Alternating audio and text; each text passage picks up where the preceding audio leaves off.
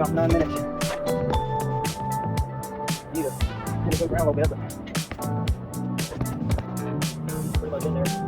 So 9-something minutes. I mean, for the most part, the motor's in. So thank you God it didn't fall. Thank the Lord Jesus it didn't fall. Everything else, including me, would have not been fun. I don't think I hurt any wires or nothing. It's pretty dumb to do this by yourself. You have somebody help you, but I was going to do it right there. And like that. So that's that. Even closer. Turbo with a 02 and a 69 Foxbody.